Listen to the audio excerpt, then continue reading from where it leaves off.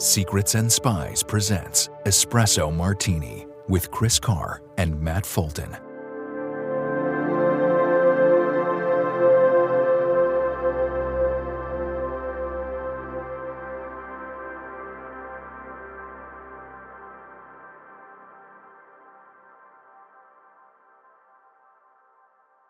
Hello, everybody, and welcome to Espresso Martini. Matt, how are you doing? I'm good, Chris. How are you? It's good to be back so soon. Yeah, it's great to be back, and no, doing well. Highly caffeinated. I was just saying I've got this milk frother so I can make my own lattes, which has saved me quite a lot of money. But now I'm buying a lot of milk, so maybe my calcium consumption's gone up dramatically.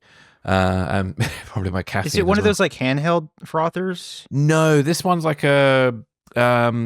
I suppose it looks a bit like a big cup with a handle on it and a kind of glass lid. Okay. And you pour the milk into a certain point, and then you just press whichever setting you want it to go to. So mine at the moment is cappuccino setting, and it just froths it away. And then froths the milk, and then I make the coffee separately, and then add the milk to the coffee. Yeah, and I've been watching what baristas do, and like they tap the thing, which I think separates the milk from the foam or something. Yep. So I tried that, and it sort of worked, but so slowly getting better at it. I have one of those handheld little wand thingies. They're quite cool too. Yeah, I feel like it always makes a damn mess. There's always like milk all over. Well, not all over the countertop, but there's always a bit of cleanup involved, I feel, and it's like, damn. I think it's the same principle, but just in a container. So then it doesn't make a mess. Because I once accidentally went over the limit and all this milk came out. So yeah, you got to be careful. Never fun. So there we go. So latte tips, everybody there. I'll post a link to the frother and you can buy one. But it has saved me money on lattes. I'm not really buying lattes anymore, so which is good. So there we go. Cool.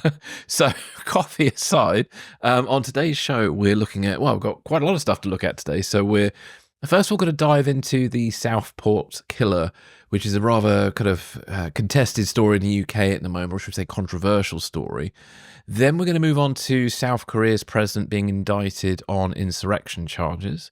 Then we're going to look at President Trump's team who've managed to avoid a Middle East escalation in the first week. Then we've got a Russian spy ship that was in a standoff with the Royal Navy. And then we'll wrap up with looking at why TV spy thrillers are booming right now. So, Matt, I'll move us into the Southport killer. So I will just say up front, this is quite a difficult story because it involves the death of young children. So on July 29th, 2024, Axel Ruder Cabana, then 17, entered a dance studio in Southport, England, and fatally stabbed 3 young girls. And he also attempted to murder several other children and 2 adults. These murders were then used as an excuse by far-right groups for a number of riots across the UK last summer. Ruder Cabana was arrested for murder, possession of a knife in a public place, production of a biological toxin, namely ricin, and possession of information, namely a PDF file entitled Military Studies in the Jihad Against the Tyrants, which was an Al-Qaeda training manual. And so that manual, from a legal point of view, is seen as useful to a person committing or preparing for an act of terrorism. Ruder Cabana, who had a history of violence and obsession with violence and extremism, was later sentenced to life in prison with a minimum term of 52 years. The murders shocked the nation and has now led to a public inquiry into how Ruder Cabana's violent tendencies were not addressed despite multiple interactions with the authorities, including the PREVENT program. Reportedly, there were early warning signs Ruder Cabana had exhibited concerning behavior early on, including violence, knife possession, and an obsession with figures like Adolf Hitler. He was expelled from school and struggled to reintegrate into the education system. His father reportedly stopped him from going to his old school and carrying out a suspected attack of a similar nature the week before. Several agencies, including the police, social services, and mental health professionals, had contact with Ruder Cabana due to his concerning behavior. However, despite those interactions, consistent support and intervention were lacking. Ruder Cabana was also referred to the PREVENT program 3 times due to his interest in violence, including school shootings and terrorist attacks. However, these referrals were not escalated, and he was not deemed a significant enough threat for enhanced monitoring. At the time of his referral, it is not believed that Rudakabana was in possession of a terrorist manual or had manufactured ricin. So, Matt, I don't know what your thoughts are on all this, because I don't know how this story is played out across the Atlantic, or whether it's really featured much at all, other than obviously maybe in connection to the riots last summer. Yeah, it's a horrifying and incredibly sad story. I was interested to see that you put it on the list for today, because it's gotten, I think, after the attack initially happened in the summer, at least here, it's gotten very little coverage in the U.S. At least I don't recall seeing much about it at all, especially like the investigation after the fact into this man, and the warning signs that I guess you could say went unheeded. I think it's it to me, at least as an American, seeing this, it looks exactly like a mass shooting when the would-be shooter wasn't able to get a hold of a gun. I feel like if this was in the U.S., he could have easily gotten a hold of a firearm, and the death toll would have been, as tragic as it was, would have been much higher. I think this is, looking at the beats of the lead up to this, it just feels like another very typical case of a mass murder, clear signs of mental health issues that were sort of repeatedly ignored over a period of years, or even if not so much ignored, I think we in both countries confront the issue of the law is not written in a way, and social services are not conditioned in a way to take someone's freedom away for extended periods of time, perhaps forever, before they've committed a crime. But by the time they've committed a crime, it's far too late. So like, what do you do? It interested me also that Keir Starmer said it represents a new and dangerous threat, that this is a kind of terrorism. So the FBI's definition of terror, I mean, the definition of terrorism is something that has been hotly debated by academics in the counterterrorism circle for like decades. Various international organizations and government agencies have slightly different definitions of terrorism. The UN, I believe, famously has really struggled to settle on a definition of terrorism, but it's one of those things that, like, it when you see it, right? Yeah. So the FBI would say that terrorism is the unlawful use of force and violence against persons or property to intimidate or coerce a government, the civilian population, or any segment thereof in furtherance of political or social objectives. In this case, it doesn't seem to be to coerce a government or in service of political objectives. I know this man downloaded an Al-Qaeda training manual. I believe, though, it just shows a kind of obsession and glorification of violence in general. I mean, he was also appeared quite enamored with Genghis Khan, Nazis. It was like any kind of thing that, feels like dark and violent and brutal. He sort of was attracted to that. So I don't know. I mean, I think a lot of Americans listening will definitely sort of understand this. I think that kind of attack is a form of terrorism, especially when it happens repeatedly, and very little is done about it. I don't think there's I think most Americans in public spaces and stuff, whether it's a school, a movie theater, a shopping mall or something, have had that thought come into their head. This is a possibility. It's something that happens. And, what would you do if you were there? If you suddenly found yourself sort of thrust into one of these moments. So yeah, I think it definitely sort of qualifies as a kind of terrorism. As I said, terrorism is something that you know it when you see it, even though it can be hard to kind of clinically define. And I think this definitely falls under that category. So I was just, I don't know, maybe as a someone in the UK, I know your perspectives on it are probably quite, the coverage has been quite different over there. Yeah, well, to be fair, last week it was pretty much the number one story because the trial's been going on, and obviously it's connected to the riots that happened. And I think the reason why I wanted to include it is because obviously there's a lot of people of the far right who are trying to use the fact that because he was, a black man, and I believe He was born in the UK. Yeah, he was born in the UK. Yeah, I believe his parents or one of his parents might not have been, but I'm not too sure on that. But the far right are trying to use all that, the fact that he's a black man, to kind of make it out that, look, Johnny Foreigner can't be trusted. Look at them. They're all terrorists. And it's because he's black he did this, which is nonsense. And for me, this actually... whether it falls into terrorism or not, so yeah, it's an interesting one because I think you're right. I think you're spot on. It is very similar to a mass shooting case, but he just didn't have access to a firearm. I think he psychologically, his reasoning, it feels like he's obviously got this obsession with violence, which I think then does fall into a kind of mental health area. So it does look like with this case, the initial interventions ruled out terrorism and any criminality because he hadn't really done anything yet. He was just a sort of teenager who was into questionable things, and maybe some people thought it was a phase. But obviously then it kind of falls into this mental health area because I think he was having problems, and I think I don't know how it was for his parents, because I can't imagine he was a joy around the kitchen table at dinner time. I don't know. No, it sounded like there was repeated issues at home. Yeah.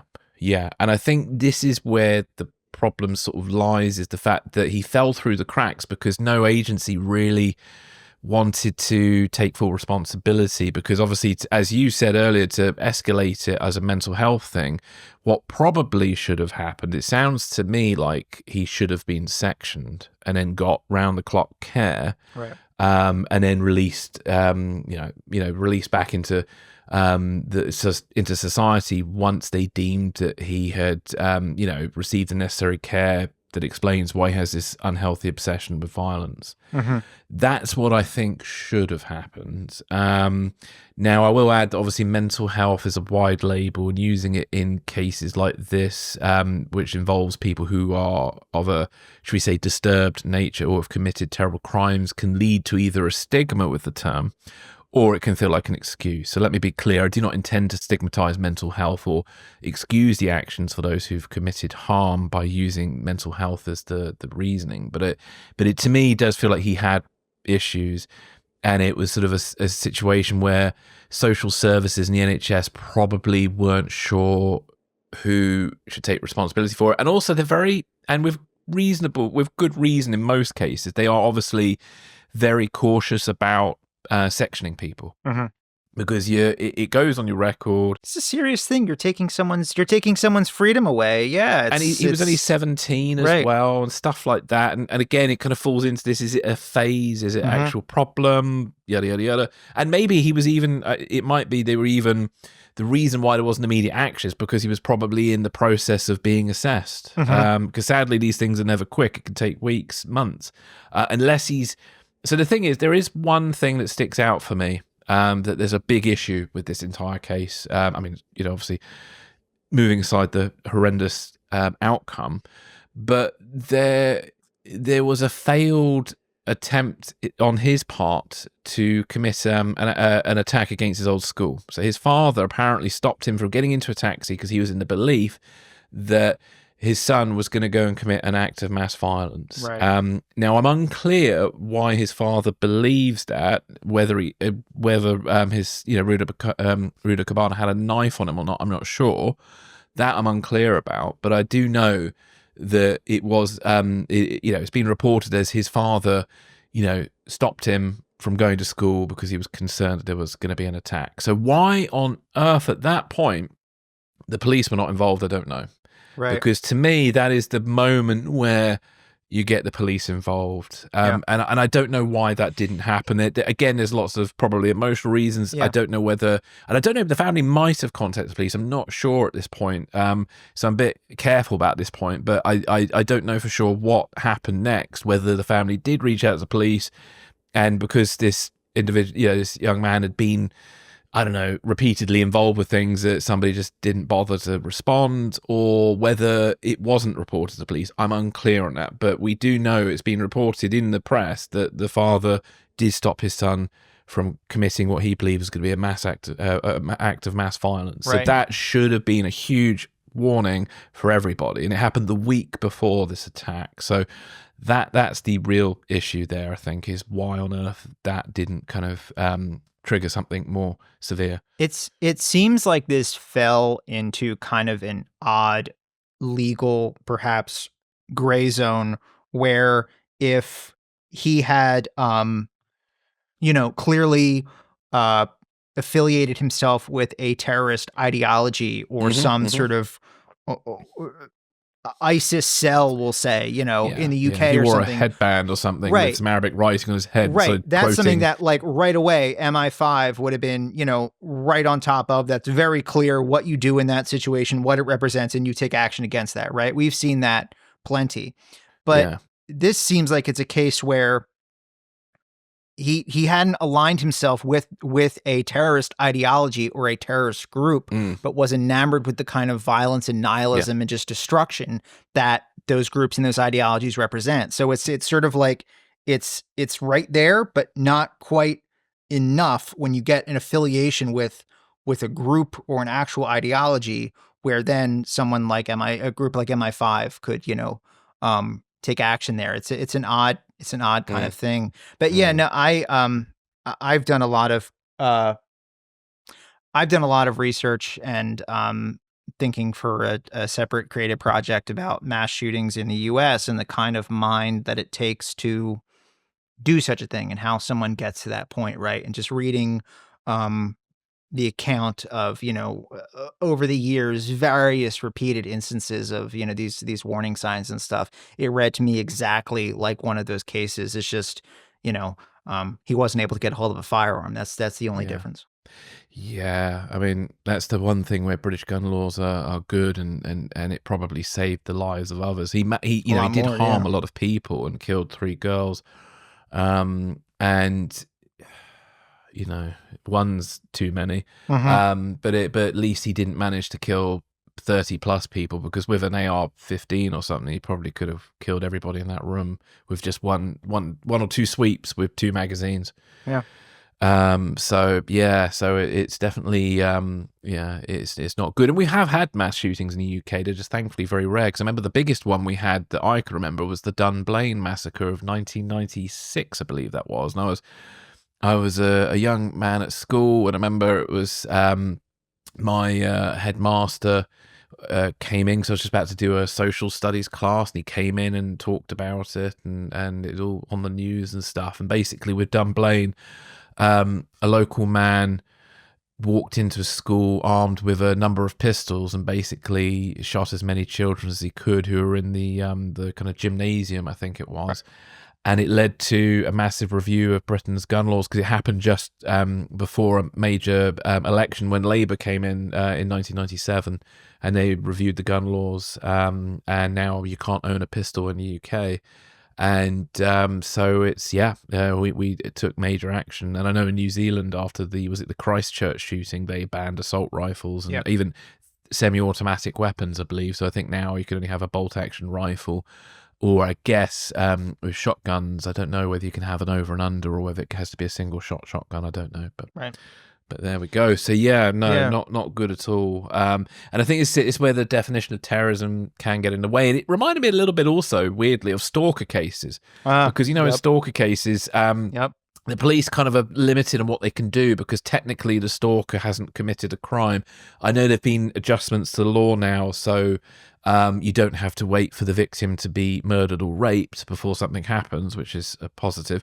It's a positive. Obviously, you don't have to wait for that. That's what I mean by that.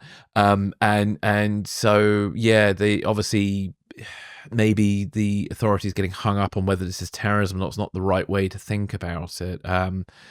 But I suppose also, obviously, if they had, should we say, deployed all the features that the state could against him, invasive surveillance, everything like that, and he didn't do anything, then it could easily be thrown around And it could have been a case of, MI5 targeted a 17-year-old boy who was obsessed with violence, and they bugged him and, Right. stalked him and spent, hundreds of thousands of pounds following him, and nothing happened. Well, and also hadn't demonstrated like clear links or affiliation with a terrorist group in the country, So you figure like MI5 has pretty limited resources. They don't have the resources to put under surveillance every disturbed kid in the country.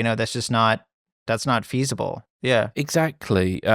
So it's a really difficult thing. So I don't know whether there needs to be some sort of new unit in the police that deals with sort of, should we say, teenagers who might be on the cusp of committing acts of horrendous violence. That I could already foresee the civil liberty kind of protests against that. But and thankfully these cases are incredibly rare. At least in the UK they are.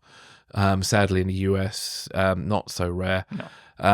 But there's no easy answers to this, and I think this is also why I want to bring up, because obviously the far right are tried to turn this case into an anti-immigration case, and come up with some very draconian answers, saying that they know the answer to how to solve this situation, and they don't. And I think anybody who presents easy answers to this, I'd be very wary of. There is none. No, there is none. There isn't. Yeah. So horrendous case. So apologies for bringing it up at the beginning, but I thought it was a good one to just bring up, because I think there's a lot of people at the moment who are trying to present answers when there aren't really any clear ones at this time. Yep. So shall we move on? Yeah, so we're going to talk about South Korea. This is another one that we haven't discussed too much on the show, so I wanted to get a chance to dive into it today. We had some pretty big developments over the last couple weeks. So we're working on 2 articles by the New York Times. South Korea is in the throes of its worst political crisis in decades. President Yoon Suk-yeol is now behind bars, becoming the first sitting South Korean leader to face criminal charges. He's been indicted for leading an insurrection, a charge stemming from his shocking declaration of martial law on December 3rd of last year. The move, which invoked memories of the country's dark era of military dictatorship, came after Yoon accused the opposition-controlled National Assembly of paralyzing his government. In a 6-hour standoff, armed special forces stormed the assembly as lawmakers prepared to repeal the decree, reportedly under orders to break down doors and, if necessary, forcibly remove legislators. Public outcry over Yoon's actions led to his impeachment by Parliament on December 14th, with even members of his own party turning against him. Prosecutors quickly opened investigations into whether Yoon's actions were a deliberate attempt to neutralize Parliament and consolidate power. From his jail cell, Yoon has denied the charges and vowed to fight for reinstatement, but his martial law order and alleged attempts to detain political leaders have thrown the country into a constitutional and political tailspin. With Yoon's presidency suspended, Finance Minister Choi Sang-mok has been named acting president, though his unelected status and lack of political clout have left South Korea in a precarious position. Meanwhile, the Constitutional Court is deliberating on whether Yoon's impeachment will be upheld, a process that could take months. All of this unfolds against a backdrop of mounting challenges, from North Korea's growing nuclear threat to tensions with China and Japan, not to mention the return of Donald Trump to the White House, which adds further unpredictability to the region. This crisis has already deeply shaken South Korea's democracy, raising troubling questions about the limits of presidential power, the fragility of democratic institutions, and the nation's ability to move past the shadow of its authoritarian history. Chris, what'd you think? Yeah, well, when this first happened, I asked myself, was this North or South Korea? Because this is not something you expect to be happening in South Korea Recently. Yeah, and looking at South Korea recently as well, it's had a sort of high turnover of governance in the last few years, which obviously boiled over into this failed insurrection. And I'm pleased that the South Korean authorities sort of didn't back down and let the president off or get away with it, and now he is at least being prosecuted through the legal system, which is the best way to deal with this. Yeah. And the majority of South Koreans approve of his impeachment and consider him guilty of insurrection, according to recent public polls. But yeah, Mr. Yoon's diehard supporters have called his impeachment a fraud. So sadly, South Korea does have a tough time ahead dealing with this politically. And just to give a brief historical context on South Korea's democratic system since 1948, its path to a stable and consolidated democracy has been complex. And so from 1948 to 1961 was sort of the early democracy, where the country experienced its first democratic period after its establishment in 1948. But that period was relatively short-lived because there was a military coup in 1961, which led then to authoritarian rule from 1961 to 87. So for 3 decades, or nearly 3 decades, South Korea was under an authoritarian rule and only became a democracy again fairly recently. So it was 1987 was a pivotal moment where there was the June democratic struggle of 1987, which led to a democratic system back in South Korea. So its democracy is quite fragile. And I honestly, it was only a few years ago, because I did one episode a long time ago on North Korea, and even it was only when I did that episode that I realized how fragile South Korean democracy was, because I had always assumed it was pretty sort of stable and straightforward. And I actually visited Korea in 2002, and Korea is very, at the time when I went there, to me as a Westerner, it felt quite a rigid society. It felt like a place where there's a big honor system, there's a lot of respect for older people, and also like people adhere to the traffic lights. You're not allowed to jaywalk. And I remember my friend who was with me, as I was about to do some jaywalking, grabbed me by the shoulder and stopped me, and he said, "You don't do that here." Yeah. And so, it's for such a place that is quite rigid. I don't know. I just, as a younger man, assumed that the political system was stable there. So but I do know South Korean society is going through a lot of changes, because obviously it's been predominantly a very male dominated society, and women are not tolerating that so much anymore, which is leading it's putting a lot of men's backs up, shall we say. So there's a lot of things on that level that are kind of going on right now as the country goes through changes, which is probably then freaking out older people, etc. Might well be feeding into some of the kind of political instabilities these sort of more right-wing groups sort of try and take hold of the South Korean society. So Right. very, very interesting turn of events, and very surprising. I think from experience, it's very important when a leader in a democratic country tries to upend democratic rule and overstep their powers, and use the power of the state to enforce that, perhaps corruptly. I think it's really important that it's moved on quickly. Yes. And I'm glad to see that happening. If you wait, people sort of go, "Oh, okay, well that's in the past now. Let's move Yeah. on," and let's people sort of find a Mm. permission structure to excuse it or obfuscate the facts. After the fact, immediately after the fact, when it happens, however, people are also, by experience, people are very clear on what just happened and what it means and what should be done about it. That's the moment to act on it. And I am glad to see that happening here. If anything, it seems like South Korean society, civil society, seems quite resilient in this. I remember on the day when martial law was declared, people went out in the streets immediately in Seoul around the National Assembly. So it's good to see that. Yeah, definitely. And I hope the South Korean legal system is robust enough to deal with this impeachment trial and doesn't have Yoon's supporters blocking or slowing down proceedings. Yeah, that's where speed comes in. Yeah. It's important to just move, get it done with before those roadblocks get put up. Definitely. And it reminds me, weirdly, just now as you were talking about it, there's an anecdote I saw from Patton Oswalt on Blue Sky. And he was sharing this story of a friend of his who was in a bar one day, and a man who he considered fairly smartly dressed came in, and then the barman threatened this man with a baseball bat and told him to leave or he'll get hit. And the guy left, and then the man at the bar asked the barman, "Why did he do that? He seemed a nice guy." And the guy said, "Did you not see his tattoos? He was a Nazi."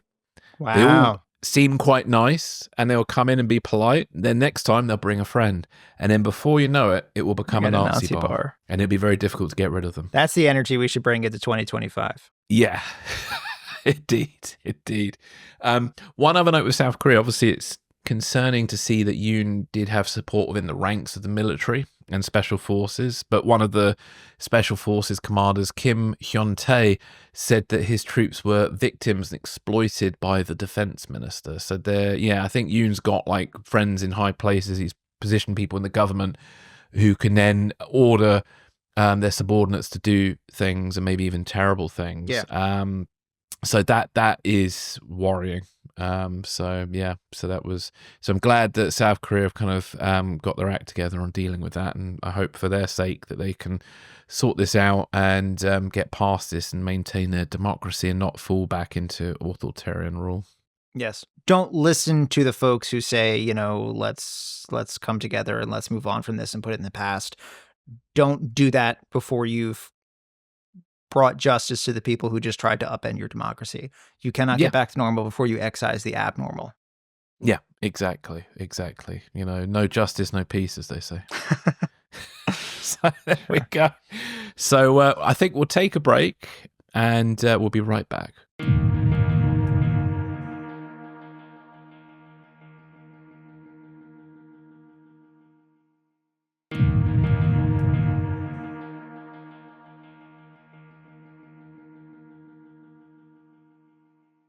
Welcome back, everybody. So our next story is about how President Trump's team have managed to avoid an escalation in their first week of power.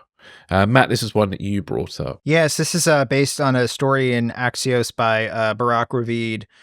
So some key details from it. So President Trump's foreign policy team faced two significant Middle East challenges within days of taking office, stabilizing fragile ceasefire agreements in Gaza and Lebanon. They extended the Israel-Lebanon ceasefire and resolved the standoff with Hamas over the release of hostages, which will now include twice the originally planned number.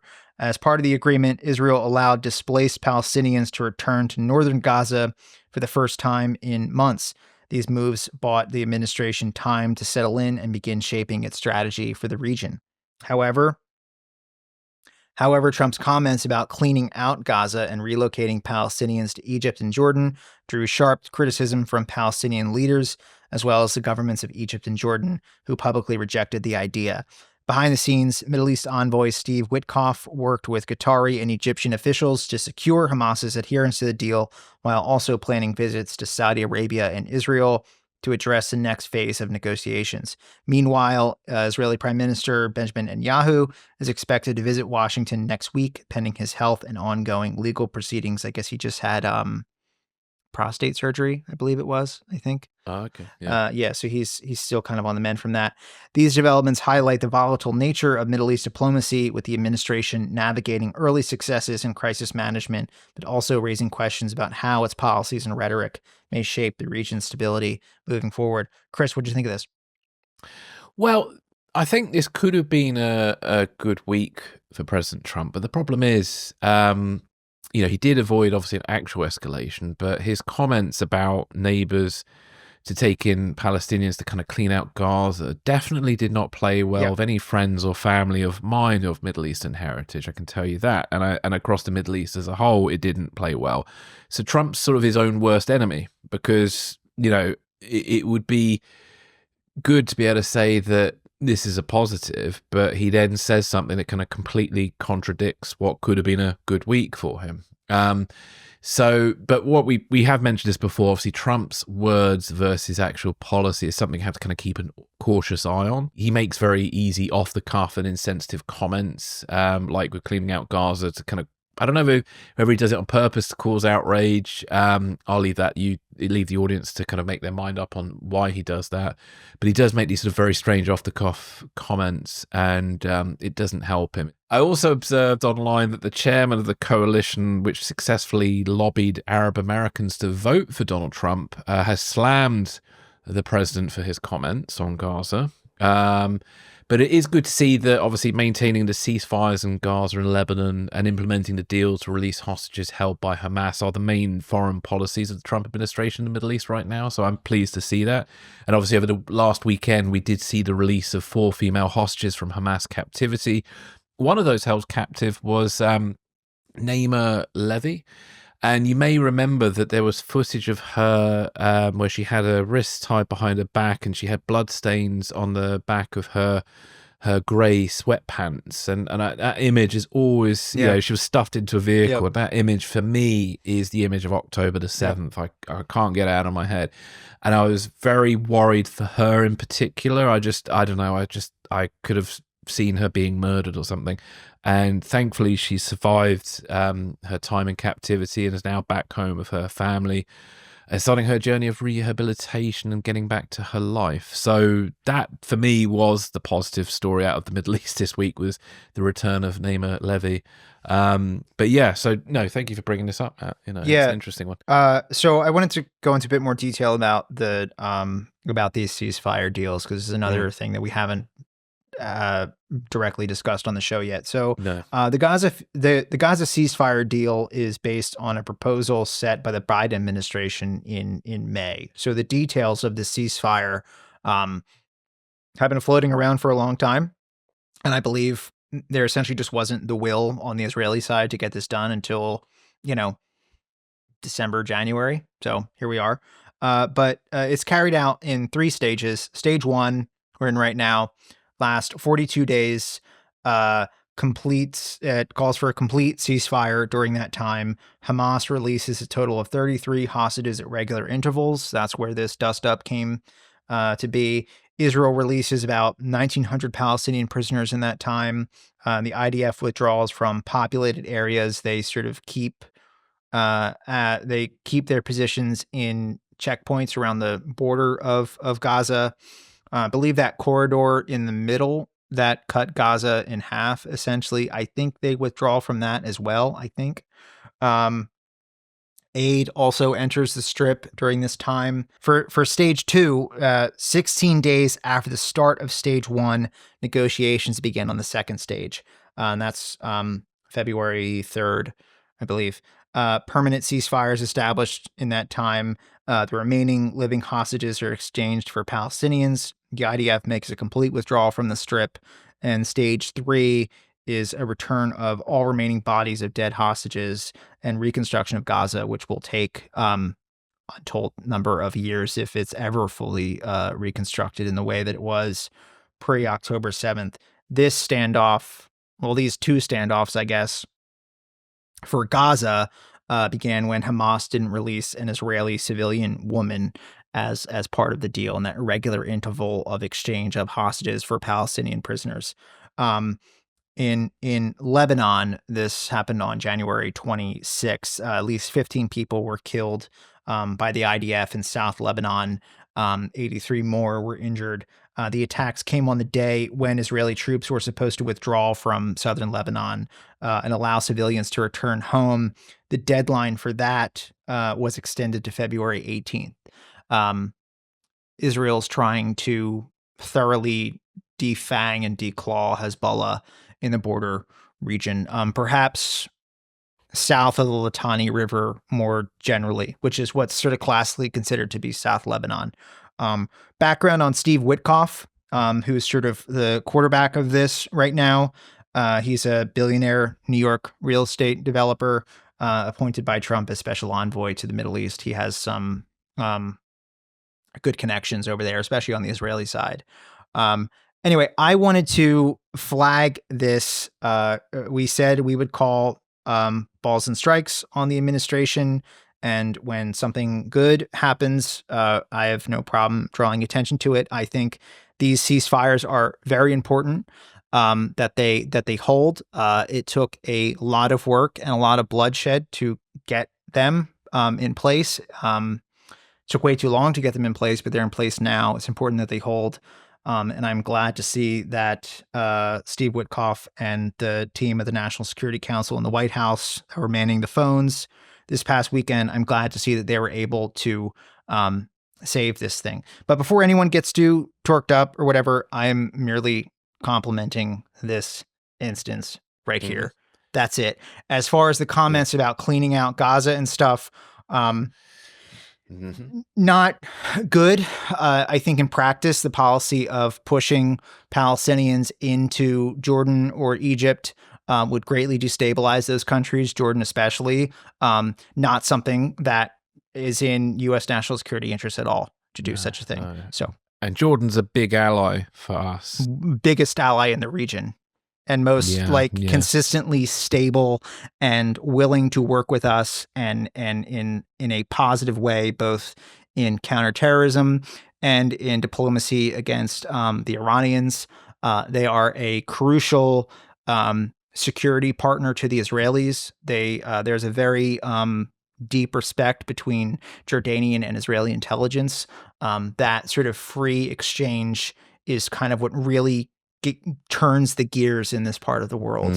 And cleaning out all of Gaza and sending them into Jordan would destabilize Jordan. Yeah, and they've had problems with that in the past, because I think the government, faces threats not just from groups like ISIS and Al Qaeda, but even Palestinian groups in the past have tried to topple the government. Right. I think in the 70s and maybe the early 80s as well. So if you did push a whole load of Palestinians in there, would that bring that up as a threat again? I don't know. And it's not fair on the Palestinians, it would. And it's not fair on the Palestinians. It's, they should be able to go back to Gaza. The rebuilding of Gaza, maybe there's an opportunity there for Israelis and Palestinians to work together, but that's being a bit optimistic, isn't it? But maybe there's some opportunities there where the international community can help things, and then in that process to make sure that Hamas don't get a hold again, and do another October the 7th with a different date many years from now. The governance of Gaza and who's responsible for the security situation there going forward is still a bit of an open question. I have something in mind for us to talk about there as far as that is concerned next week. That's still an open question as well. But as far as this ceasefire is concerned, I'm glad it held. I'm glad they were able to do that. I'm sure there are, I know there are forces within the Israeli far right who would love to see these ceasefires fall. And I am sure there are allies of those in the U.S. who would like to see that as well. That didn't happen. I'm glad for that. Yeah, and let's hope it continues to hold. My last question is, where's Jared Kushner? Because he was the best dressed man in the Middle East at one point. He's raking in his Saudi vest. Money and hanging out in South Florida. I have his glasses here. The Ray-Bans? That's what you need. That's what you need when you go and do peace missions in the Middle East, I think. But your Ray-Bans. There we go. And they were, I think David Lynch was a fan of those glasses as well. So yeah, there we go. Cool. But there we are. So, let's move on to sort of naval matters. We've had a Russian spy ship that was in a reported standoff with the Royal Navy a little while ago. So, and the MOD have only just released the information. But should we say our favourite spy ship, the Yantar, because we talked about it when I was joined by Florian Flada back in December. So the Russian spy ship, the Yantar, was spotted operating near UK waters, raising concerns about its intelligence gathering activities, particularly regarding the critical undersea infrastructure. The Royal Navy had been closely monitoring the Yantar, deploying warships, and they even authorized a submarine to surface near the vessel as a deterrent, which is honestly an incredibly rare and risky thing to happen. But they decided that they wanted to send the signal to the Russians that we're watching you both above and below. So that was a big thing, quite dramatic. I'm sure it would have been very exciting to have seen that. And I did notice as well that my favourite new British ship, the Proteus, was also involved in this. The Proteus is a new Royal Fleet auxiliary ship that also has capabilities to deploy subs to both protect those cables and to monitor hostile activities around the cables. So that was involved in this standoff. So this incident highlights obviously the vulnerability of the undersea cables, which we talked about a reasonable amount recently, and how crucial they are for energy and internet connectivity, and obviously the potential sabotage or disruption by hostile actors like Russia.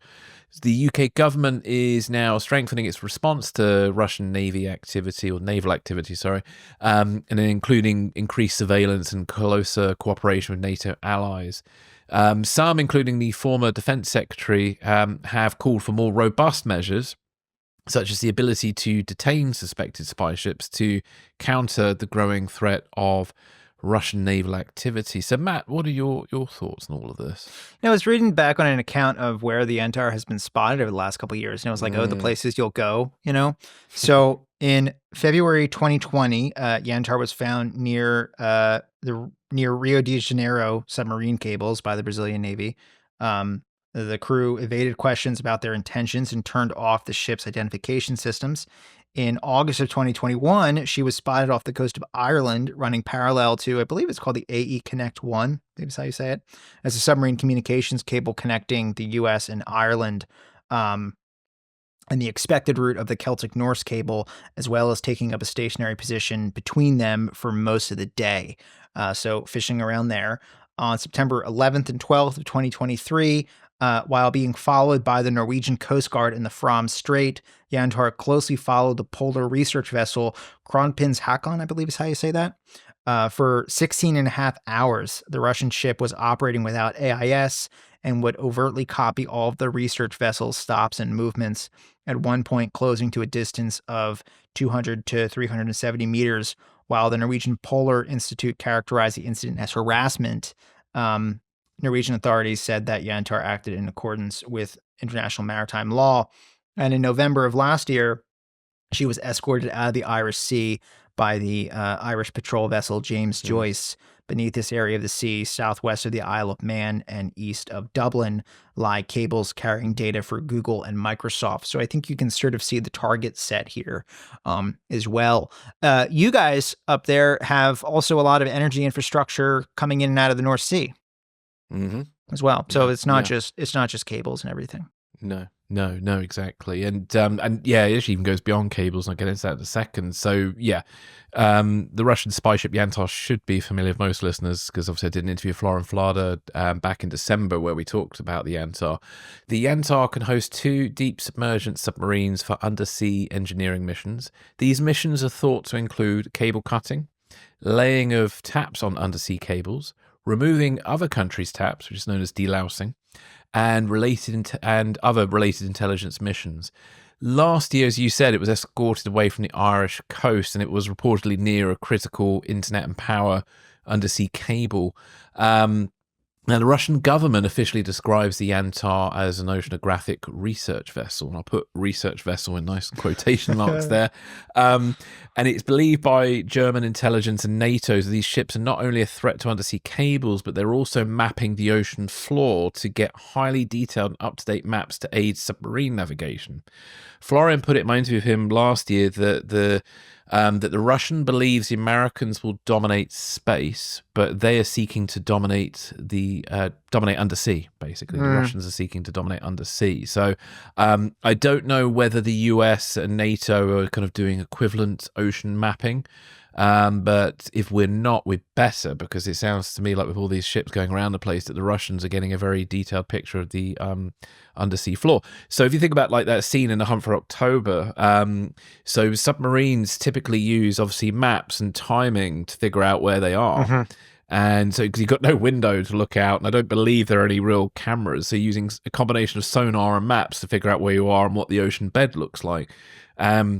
So if you did have more up-to-date maps, it makes it easier to hide submarines in certain places undersea. So that is a very interesting kind of development. Apparently, also, these ships turn off their engines and kind of do a bit of a zigzag motion, and they're using undersea sonar and listening devices to try and catch audio signatures of submarines, NATO submarines. They've been spotted near submarine naval exercises. They've also been spotted near a German manufacturing plant who are making a submarine for the Israeli Navy and other navies as well. So, there's a lot more to these ships than just undersea cutting. But I think the Yantar, its main job is to do undersea cutting or to deploy these little subs. There are other ships that do more of the sonar listening and things like that.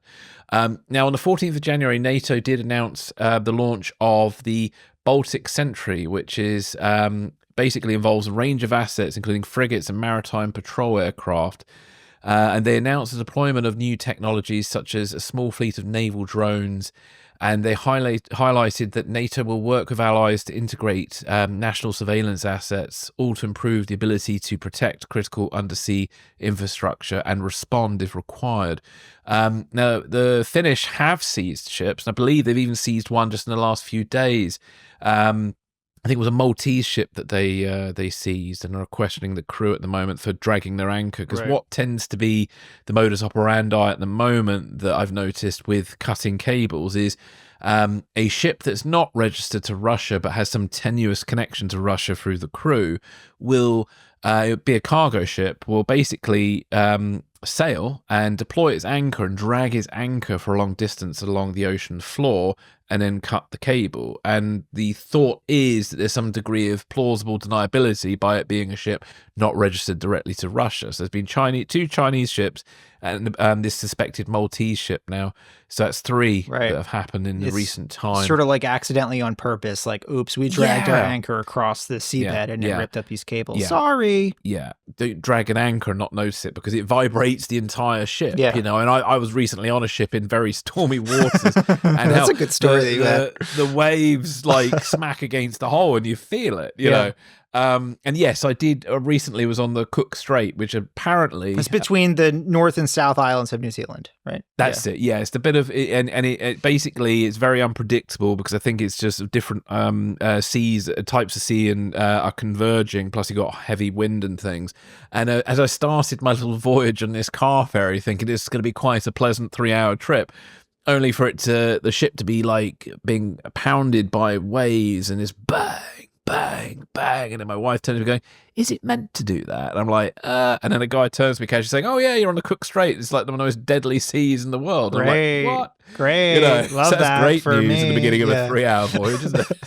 Thankfully, it did calm down and it wasn't that bad. But I'm still waiting my certificate from the New Zealand authorities for sailing successfully on the Cook Strait. So yeah, this whole spy ship affair, you know, it's one of these things where I hope it always stays sort of academic. I think Russia are always going to be poking away. And I think it's a delicate balance between having a kind of robust response, but one that's not so far where it leads to kind of World War III. Because I don't think you want to commit acts of, you don't want to start World War III over an undersea cable being cut. But at the same time, you do need to put measures in place to say, look, son, this is non, you know. So arresting the crew, I think arresting crews and seizing these ships probably is the way to go.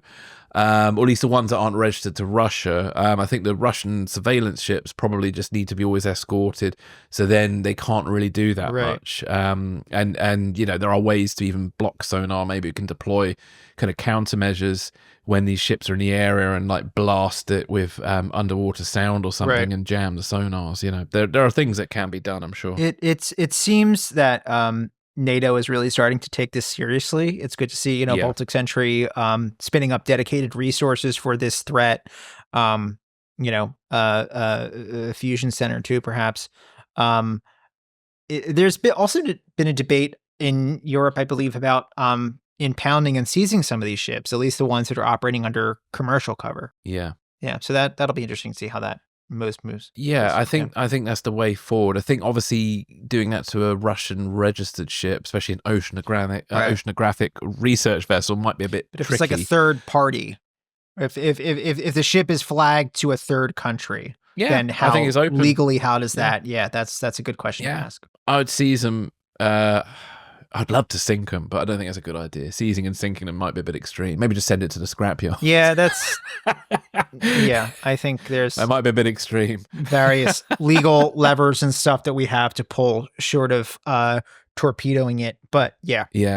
But it'd be kind of fun though to line them up and maybe just see them like use the training vessels for deploying ammunition. I would have loved to have seen, after Ukraine was invaded, there were people saying that, you know, that the US should issue letters of marque for people to seize Russian oligarchs' yachts and stuff, and I was all about that, but we didn't do that. I think let's take our final break and then we'll be right back.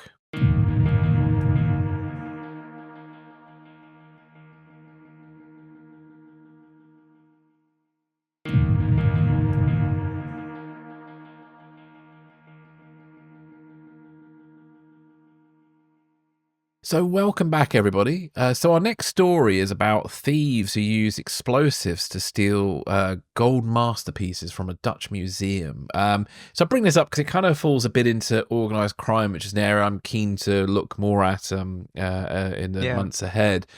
And you know, it's not every day that thieves, you know, blow up a museum to get something. So I thought it was kind of note. And I don't know, has the story played much in the US at the moment?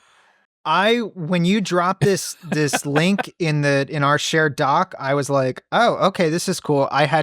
This is the only time I have ever seen anything about this. Wow. I mean, of course, I'm not like scouring every single news source in the US, but this is news to me. Yeah, no, good. Because honestly, I mean, it's not even a particularly big story here. I caught it on Sunday on the BBC. And it just sort of caught my eye. It was one of those things on a Sunday morning. You're like, wow, that happened.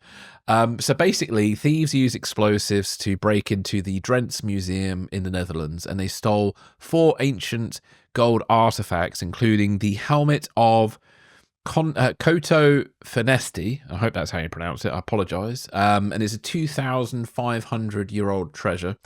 Now, this helmet, which is basically is of huge cultural and historical value to Romania, and it was stolen. Plus, it was stolen with 3 gold bracelets of a similar sort of value and historical, both financial value and historical value. Dutch police are investigating the burglary, and they're obviously reviewing CCTV footage and seeking assistance from Interpol. Burning vehicles found nearby that may be linked to the crime. The stolen artifacts are considered national treasures in Romania, and this robbery highlights the vulnerability of cultural heritage to theft and the importance of museum security. The theft of these bracelets echoes previous instance where 24 similar Dacian bracelets were illegally excavated and sold internationally, and it emphasizes obviously the ongoing challenges in protecting and repatriating cultural artifacts. So, Matt, I'll hand over to you for your thoughts on this one. Do we know where Danny Ocean and crew were at the time? Yeah, it's a good question. I think they're developing Ocean's 14, or is it 15? Yeah, they're maybe Chris Nolan's directing, and he's like, no, we have to rob an actual museum for the heist. Yeah. No, this is it's an interesting story. I mean, it's certainly qualifies as an international incident between Romania and the Netherlands. Oh, yes. You know, this stuff was on loan from Netherlands. It's of quite cultural. This stuff was on loan from Romania. It's of quite cultural significance to them. That's an issue. Any idea who the perps could be? All we know at the moment, as the time of this recording, is apparently they're from somewhere in the north of the Netherlands. We don't know for sure exactly who they are. Okay. But yeah, so the police believe the suspects came from North Holland. They're investigating the vehicles used. One suspected vehicle was a VW Golf car that was stolen on the Wednesday before the robbery, but then it was seen with the license plates that were used on the VW van, a different vehicle that was involved in the robbery. So it definitely appears like the thieves sort of switched up number plates and stole vehicles for this robbery. But no, they've done a very good job of covering their tracks so far. Now, it has created an international incident because he mentioned it just a moment ago. Apparently, the director of the Romanian National History Museum, who loaned the items that were stolen, has now been fired by the museum for his handling of the initial loan. Apparently, the items were lacking the proper permissions from the Romanian government for the loan, and due to their cultural significance, this theft has now had a profound impact in Romania, particularly given the items were loaned without the proper authorization, which has exacerbated the loss and obviously raising concerns about the security of the cultural artifacts. And then to make matters worse for the Dutch, the Romanian Prime Minister has now demanded unprecedented compensation from the museum. And the museum at the moment is being criticised because it didn't have a guard actually on duty at the moment of the robbery. But as the museum director points out, that guard probably could have been injured or killed in the explosion. And they had other methods in place that they claim would have led to a swifter response than having a guard on site. So, you know, usually in these heists, though, if they're connected to organized crime and stuff, usually in these kind of heists, they tend to try to avoid casualties whenever possible, right? That just sort of brings it to another level of crime that they don't want to touch. Well, this is it. I mean, art theft is an interesting one because it's sort of like on a everyday person perspective, I think like most people just think art theft is something a bit abstract, and as long as nobody gets hurt, it's sort of tolerable to a point. Obviously, the authorities don't believe that, but I think general public do. And I think when you murder someone, that changes things completely. And obviously, murder can lead to a very heavy sentence, whilst I think art theft in comparison could be a few years, whilst a murder could be 25 years or more. Yeah. So I think that's why they try and avoid it. So yeah. We should do a show on art theft and perhaps the sort of organized crime markets behind it. I know the FBI has dedicated units handling art theft cases in the New York and LA field offices. I believe there may be one at headquarters as well. Yeah, that'll be interesting to look at a bit more closely. Well, it's funny. I've got a weeny bit of experience of it because very long time ago was it 2008? No, it was 2010. I briefly did a few days research on a documentary about art theft. Unfortunately, the documentary was never made, but I did do some initial kind of interviews with people just to kind of get some background. So I visited a place called the Arts Loss Register, which is in Hatton Gardens, and it's the kind of Hatton Gardens is the jewelry centre of London, and the Art Loss Register are kind of linked. They have a very close relationship with the FBI, because whilst I was doing one of my background interviews with the director of the Arts Loss Register, he got a call on a second phone, which was a BlackBerry. And the call was directly from the FBI's art crime team, and they gave him the phone that he was chatting to them on. So, they have a direct link with him. And then he was telling us all sorts of really interesting stories. I think, remember correctly, his name was Julian. And he would go and try and buy some stolen art back, and then, and then try and turn basically, you'll get to the point of the sale, and then he will identify himself to said criminal, and he'd try and turn him. Because he would say, obviously you're rumbled, son, so you might as well work for me or you're going down, kind of thing.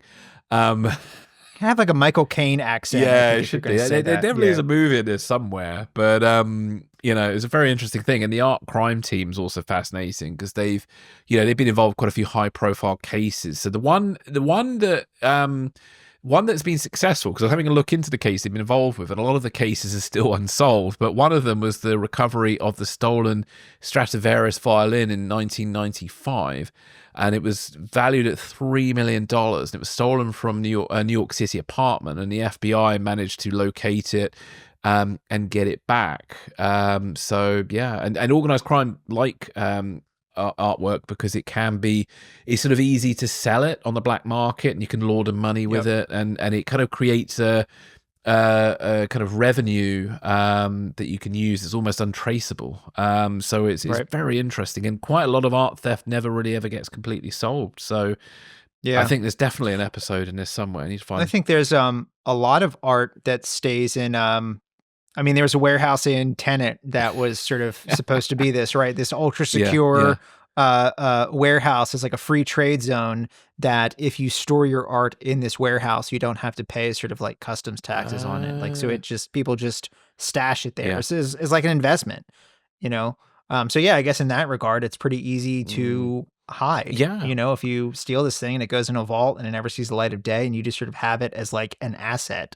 Yeah, and there's a lot of money in art, and so yeah, no, very, very interesting area. So I thought I'd bring this up because I had a feeling it wasn't a big story in the US. So hopefully people listening will find that of interest.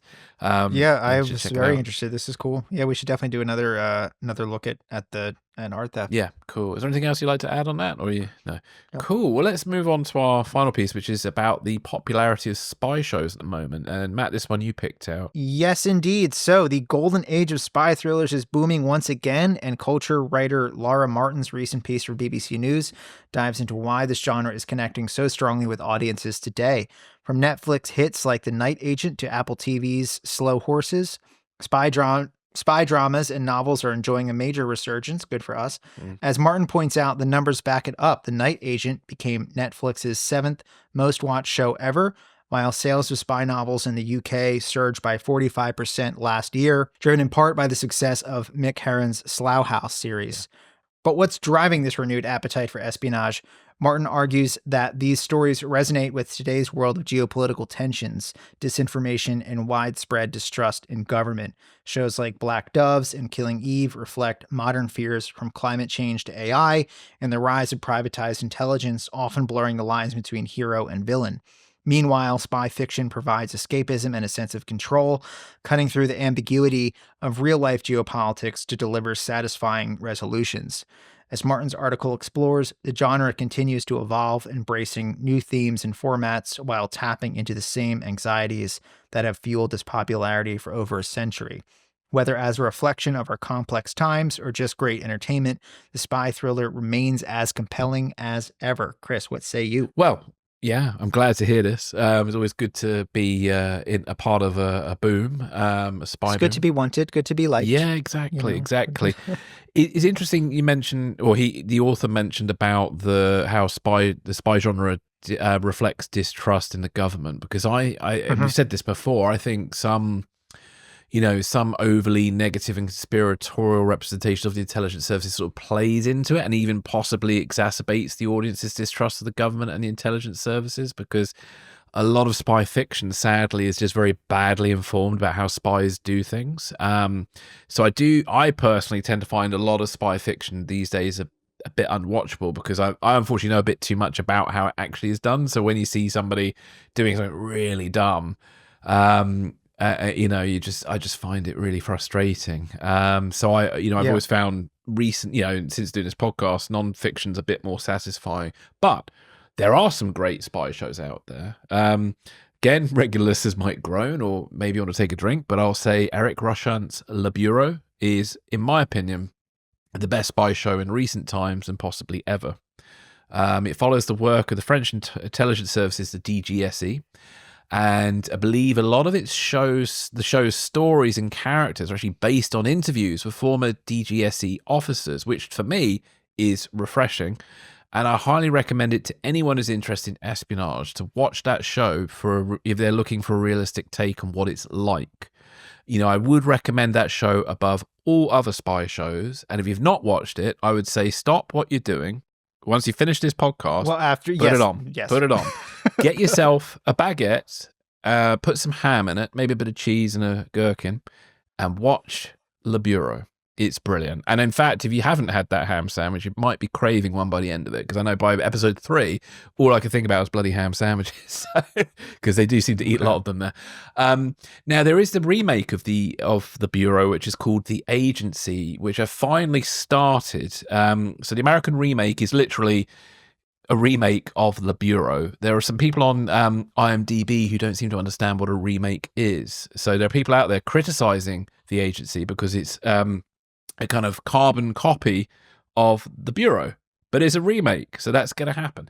The only thing I would say, I think the Agency's good is grown on me. For some reason, I can't quite figure it out yet. It's not as gripping as Le Bureau, and I don't know. I can't quite work out whether that's because with Le Bureau being French, it puts an extra cultural angle on it that's different, that makes it a bit more compelling. I don't know. The music in Le Bureau is brilliant, and they've sort of replicated it in the Agency, but there's a lack of urgency, I find, in the Agency, which the Bureau has. And there's one or two choices they've made that, at my mind, as the show develops, I'm interested to see how they politically play out, because the Bureau was very well informed about the geopolitics behind some of the different actors that were in the show. And whilst I'm like, one or two questions I have about like some of the choices they've made on the Agency and how that plays out. But anyway, I've also started watching Lionesses, which is more of a special forces driven espionage show. It's enjoyable. I don't know how accurate it is of like, is it JSOC and what they do? I'm not sure. I haven't seen it. No, it's worth getting your opinion on that, actually. And then obviously in the UK, the biggest spy show at the moment is Slow Horses, and also the remake of The Day of the Jackal. They've been hugely popular. For me, they have their strong points and their minus points. Unlike the Bureau, they're not at all realistic in their depiction of the intelligence services. And I think actually they do fall into familiar tropes of the genre, where MI6 or MI5 are either the real bad guy or they're collaborating with them. So that trope to me, I find a bit dull now. I call it safe writing, because people obviously writing it don't want to confront real threats that are going on for whatever reason. But with Slow Horses, I think it has some really great characters, and it sort of gets into what I think is this sort of NCIS territory, because NCIS is this show that's been running in America for 23 years, I think now. And it's sort of a crime procedural stroke espionage thriller. And in NCIS, they have these sort of larger-than-life characters, and in the end, it's sort of the characters' reactions to the cases they're working on is more interesting than the actual case itself. And I find that's, for me, when I watch Slow Horses, it's kind of a bit like that. And also, it does something that British shows love to do, and it kind of follows and champions the underdogs who are sticking it to management. And management's typically filled with kind of middle-class and upper-class characters. So, so Slow Horses is kind of a fun, kind of class-driven drama. But I'd be honest, I've only watched the first 2 seasons. I wasn't overly bothered by it, personally. From an espionage point of view, I'd rather watch other things at the moment.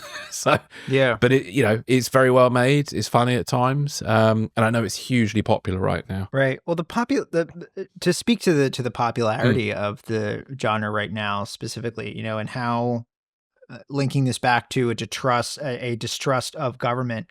So the article here cites a couple different numbers. In the UK, a record high of 45% of people quizzed by the National Center for Social Research in their 2024 survey said they almost never trust governments of any party to place the needs of the nation above the interests of their own political party. In the US, 2023 Gallup poll revealed just 8% of the public had a great deal of confidence in Congress, while a 2024 Pew Research Center study found only 22% of adults said they trust the federal government to do the right thing just about always or most of the time. So we've talked a lot about how in the past on this podcast about our sort of anxieties about spy fiction perhaps feeding into that distrust. I think there's a difference between meeting audiences where they are and sort of seeing like, okay, people are interested in that. Let's talk about that. But at what point is the tail kind of wagging the dog, And I'm not to say that only, 8% of the US public trusts government because of spy shows on TV. Yeah. No. It's way more complicated than that. We know why people distrust government. It's not just because of spy shows. But I think this can be part of that soup in a way, and I don't know, it brings me back to sort of like the classification crisis, at least that some have described in the US intelligence community, like the overclassification of stuff, like never releasing stuff, where if it is, it's like decades after the fact where like everyone involved in it is dead and it's just like long consolidated to history. I would just ask, do intelligence agencies see value in shaping public perception of their work and their role in national security? If you don't tell your story, someone else who doesn't respect you and doesn't really know what you do, who hasn't done the research, right, will tell it for you. Completely. Yeah. Right. The spy balloon we were talking about last week. Yeah. Yeah, exactly. I don't know. It's a interesting food for thought there. No, definitely. And those figures were quite shocking and sadly not surprising. Post 9/11, because I think the spy genre was interesting because when 9/11 happened, obviously then it reflected our anxieties about Islamic extremism and stuff, and then slowly it sort of descended into just distrust of government. And I think partly because your own government makes an easier villain to write than jihadis, and I think people have become more and more. I think it's because, obviously, with the representation of Islam on screen, when dealing with characters from ISIS or Al Qaeda who do exist, but doing it in drama, it is a very delicate balance because you've got to make sure you don't paint this picture that all Muslims are bad, because obviously that doesn't reflect reality. And I think there's a lot of writers out there who don't feel equipped to go anywhere near that topic because of the concerns about offending someone.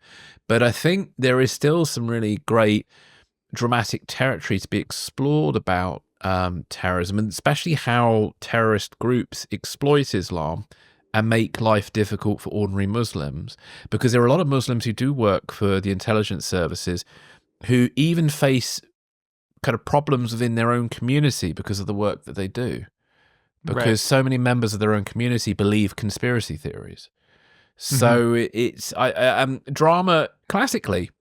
So I did an interview. I work on another podcast about a TV show called Homicide, and I was very lucky to interview Melissa Leo, who's an Oscar-winning actress, and she brought up about how drama is supposed to be an ancient healing method. So we're supposed to tell stories to kind of air whatever our concerns are, and it's supposed to have a kind of cathartic effect. So we kind of deal with those things, process it, and kind of use it to move on.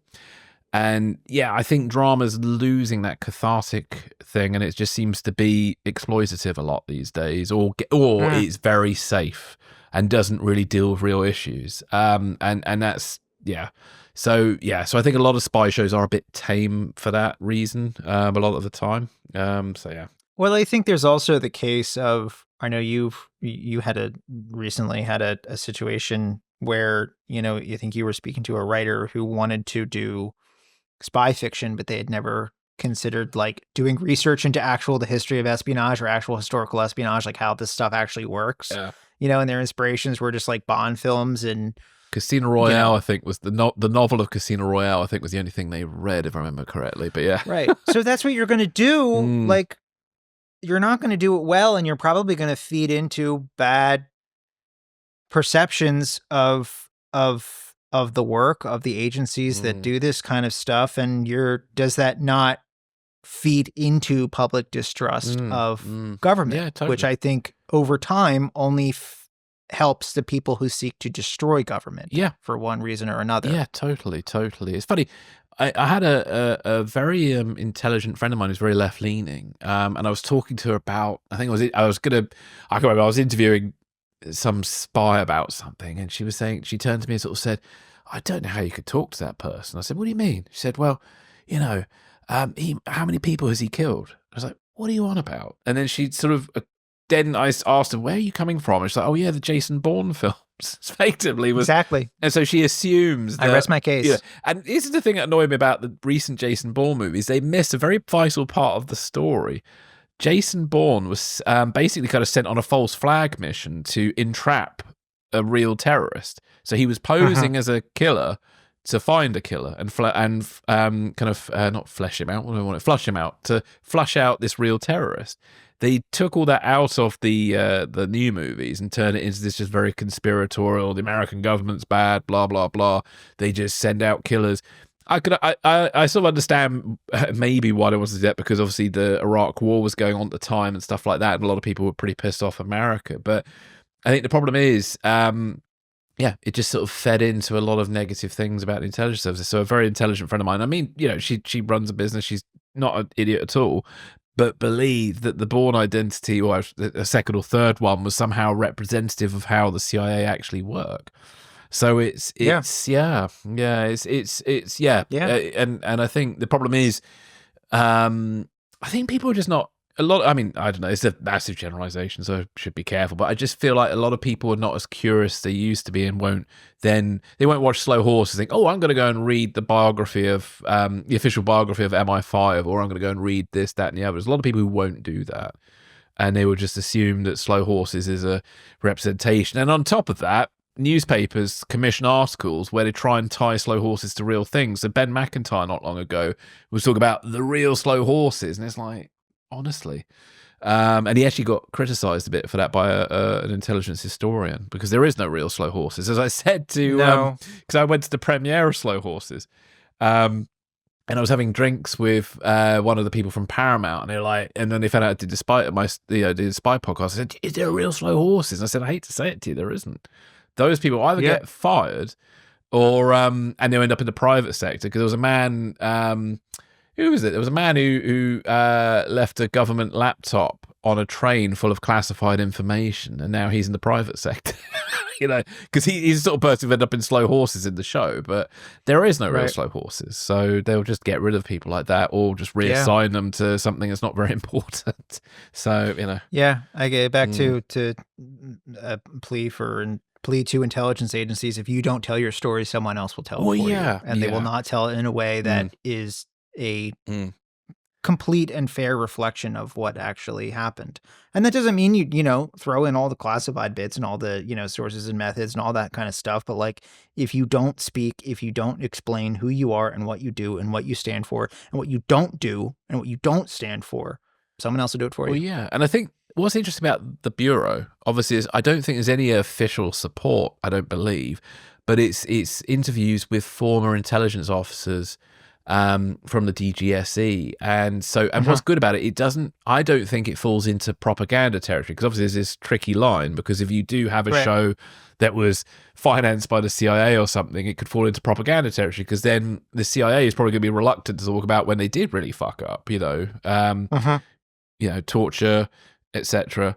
They might want to shy away from that. And I remember when Zero Dark 30 came out, because obviously there's a lot of they in the film they showed torture, and then they showed other parts of how they do intelligence operations, but it was kind of a reasonably accurate portrayal of the way the intelligence was done in those days. I didn't see the film as pro-torture, but some people wanted to make it out to be. But there is a question about whether it's propaganda or not, because it did have quite a bit of support from the CIA in the background. So torture or enhanced interrogation, or whatever you want to call it, was a feature of that time. Yeah. Like you can't portray the CIA during the War on Terror without touching on that. No, exactly. Because it happened. Yeah. I think the controversy there was the intelligence that led to the capture of bin Laden. Was that a product of enhanced interrogation techniques or torture, whatever you want to call it? I think that was really the issue there. And also Zero Dark 30 was it took what was a product of hundreds, if not thousands of people and, untold numbers of data points, and sort of compressed it down into, a handful of people and a couple different, this led to that, boom, bin Laden's dead. And that's when you're trying to do this in, a feature film, you have to do that. Yeah, it's a big challenge in drama. The rule of thumb is the more characters you introduce, the harder it is for the audience to keep track of things. So tell me about it. Yeah, so it's like the heartbreaking thing when you're writing something, because I've been working on a historical World War II set espionage thing for a while over the years. It's sort of inspired by truth, and I say inspired by truth because it's sort of based on a true story, but I say it's inspired by truth because we have had to you've had to compress a lot of characters, basically. Yeah. And my view is, my personal goal is always to have the essence of the truth. We might well have to get there in a fictional way, but as long as it kind of echoes and has the essence of what actually happened and doesn't egregiously,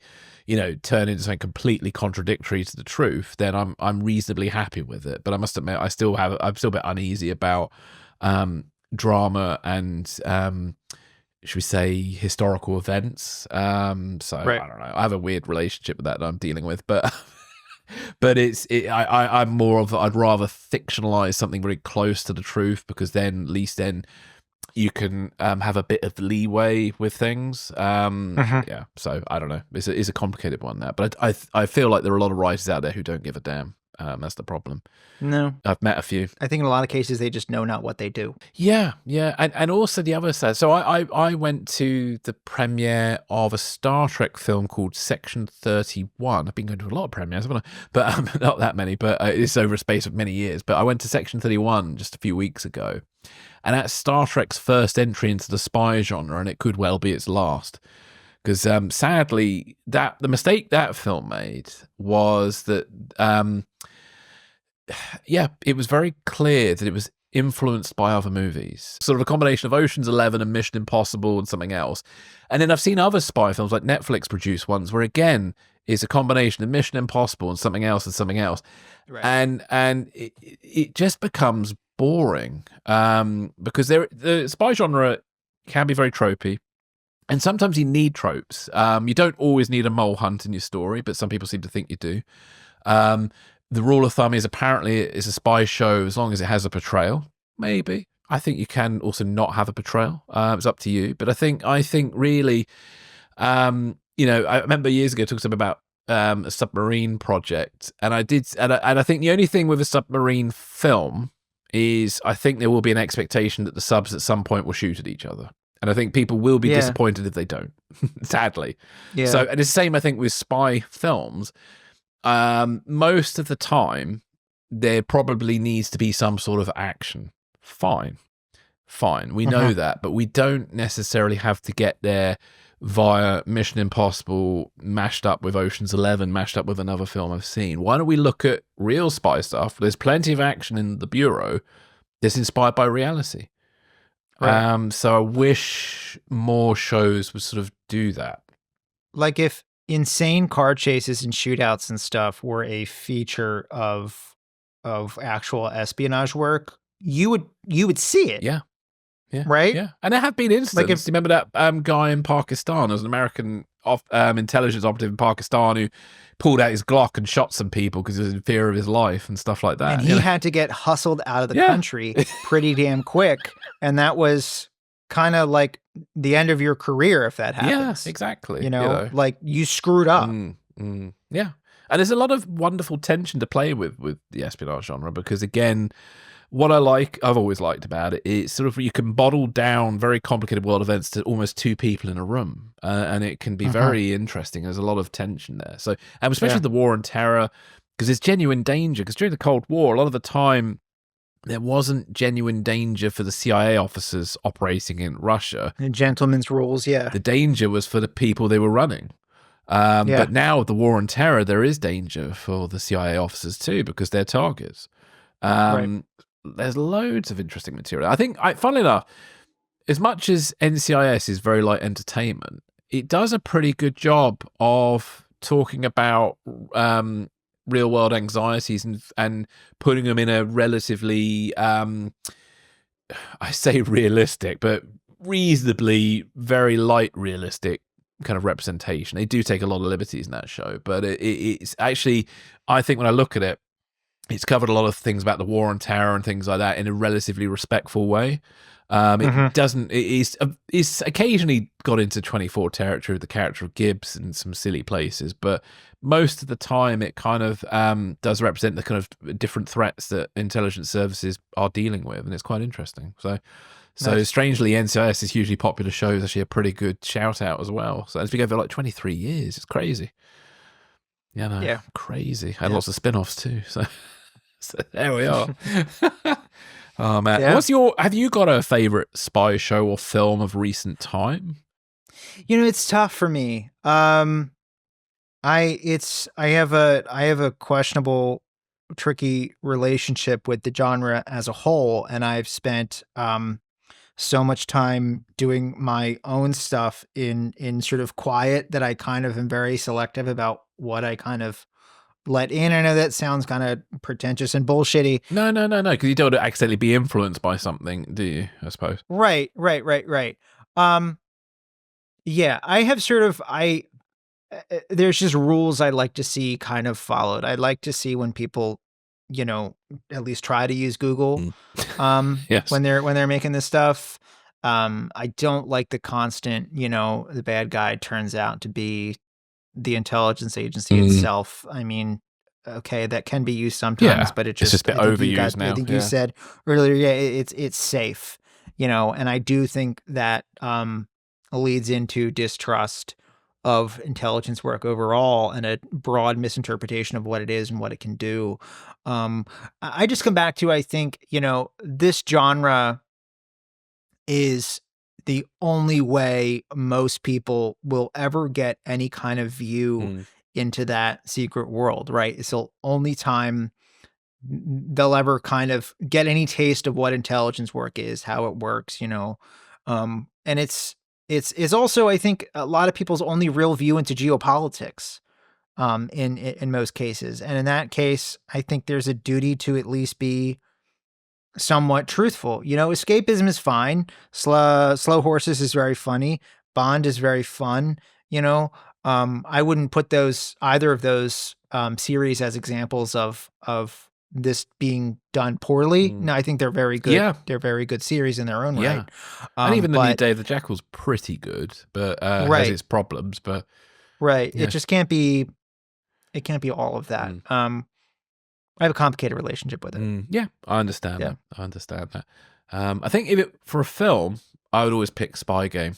If I want a taste of something that feels reasonably authentic but's fun, Spy Game's it's a bit like The Fugitive. I've watched that film quite a lot of times too. Or what else? Die Hard. Those sort of films. There are a lot of films. Hunt for October. Hunt for October is a great one. It's just a lot of films that I've watched a few times, but I just really, I don't know, they touch something and I really like them. So yeah. And maybe at some point in 2025, inshallah, I'll have a lot more to say about the spy genre. Nice. Well, there we go. Yeah. There we go. Well, look, that's a good note to finish on, I think. Matt, you up to anything interesting over the weekend? Working on the spy genre. Cool. There we are. Perfect. I wish I was. so that inshallah I can say a lot more about it this year. Okay, cool. Well, fingers crossed. I look forward to hearing more. What am I up to over the weekend? Probably making too many lattes. Probably is what I'm up to. Yeah, I haven't really got anything exciting planned other than I'm seeing The Brutalist on Sunday. I'm looking forward to that. Nice. I need to get caught up on the Oscars races. I have seen like nothing this year. Yeah. Well, that's not true. I've seen the Bob Dylan movie. What else is nominated? I don't know. But yeah, I'm behind quite a bit. Yeah, I need to get caught me up. too. And then Monday, I'm seeing September the 5th, which is all about the Munich Olympics of 1972, wasn't it? Which obviously was a horrific situation there. So that's a very interesting film. That I'm assuming they were making it before October the 7th because it'd be interesting to see how it plays in a post October the 7th world now. That's a really good point. Yeah, because the Munich Olympics are a horrific event, but there's so much sort of anti-Semitism connected to how people have reacted to Israel's sort of pursuit of Hamas and stuff.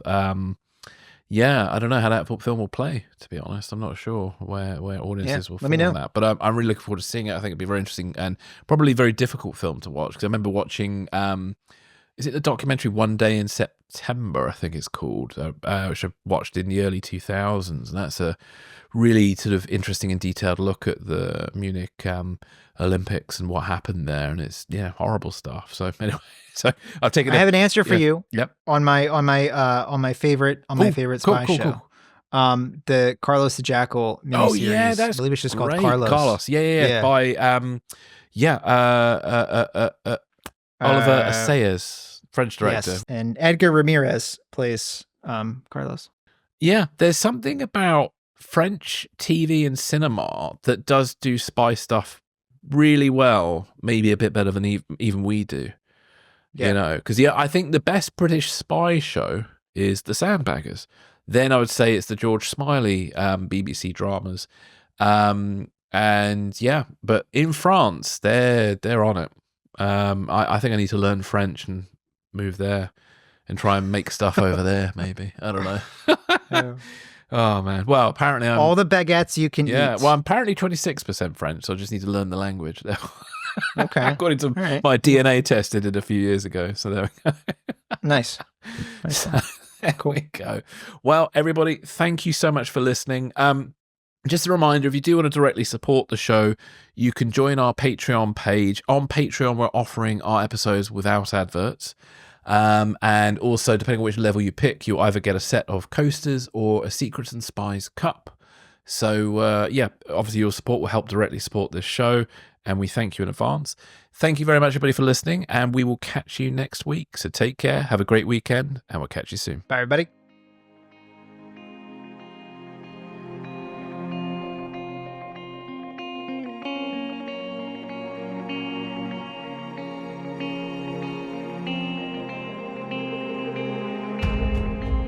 Thanks for listening.